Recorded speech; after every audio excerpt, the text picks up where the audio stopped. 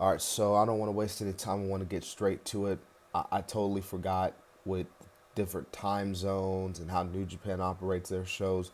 This show literally taking place at 10 o'clock p.m. over where I'm at, so it's literally like 1 o'clock, pretty much almost about to be 2 over here where I'm living at. But nonetheless, Multiverse United Impact New Japan, solid show for the most part. We kicked the show off with the six-way scramble match. Trey Miguel defending his title against Clark Connors, Frankie Kazarian, Kevin Knight, Rick Swan, Rocky Romero, and Trey Miguel actually retained his X Division title, which was pretty good opener, I thought, for the most part. No, I didn't think no one else except Trey Miguel was going to win, so I was kind of happy, well, definitely happy with the result. But really, really good way to kick off the show. Definitely get the crowd hyped up, for the rest of this card. You had this eight-man tag match with Alex Coughlin, Callahan, Fred Rozier, PCO defeating Eddie Edwards, Joey Hendry, and Team Filthy, which is Tom Lawler and JR Kratos. I mean, the match was solid. There's really nothing more I can say. It wasn't like one of those tag team matches. It was one of those tag team matches where it was like, all right, let's just get these guys on this card. You know, let's get these guys in this match. It wasn't one of those like big storyline matches. You know what I'm saying? Hardly none of these matches were really storyline driven, if I'm being honest. But eight-man tag, there's really nothing more I can say about it. Jeff Cobb defeated Moose.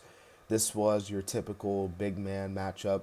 You know, props to Jeff Cobb for wrestling, considering that he wrestled Kenny Omega technically last night on Dynamite. But yeah, him and Moose I thought was a pretty good match for the most part. But definitely, it also felt like one of those matches where it was like, okay, you got a New Japan and an Impact guy. New Japan got to go over on this one. So Jeff Cobb went over. Now, Deonna Purrazzo won this fatal four way.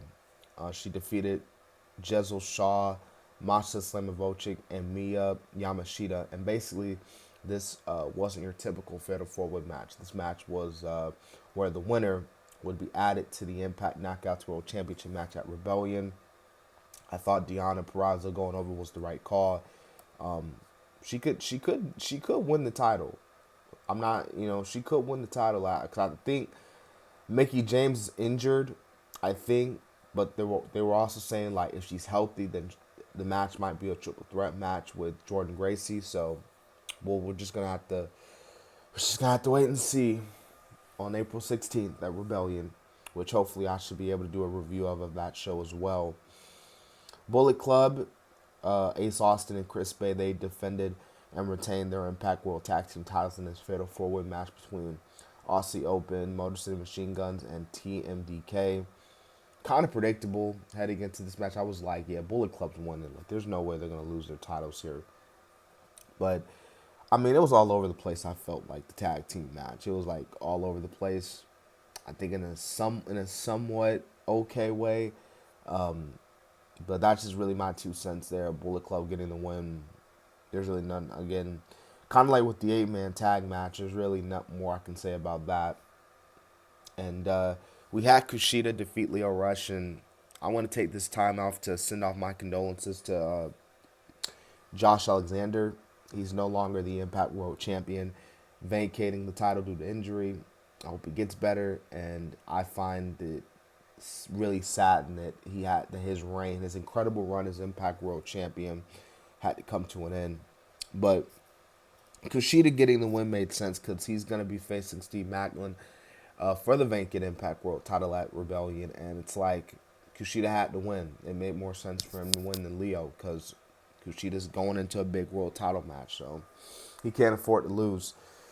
We had the New Japan strong open weight title being defended. We had Kenta going 1-on-1 against Mano Suzuki, and yeah, this wasn't bad. It was all right, Kenta and freaking Suzuki going at it. Those two were like they were trying to kill each other out there like crazy, but there's really nothing more. It was for what it was worth, basically. So, yeah. Main event time. Mike Bailey, Tanahashi, Mike Bailey, you know, just got off wrestling Kota Ibushi not too long ago at GCW Bloodsport. Now he's wrestling Tanahashi, one of the biggest names in New Japan. Really good match, really good main event, and I felt like that it capped off overall a solid pay-per-view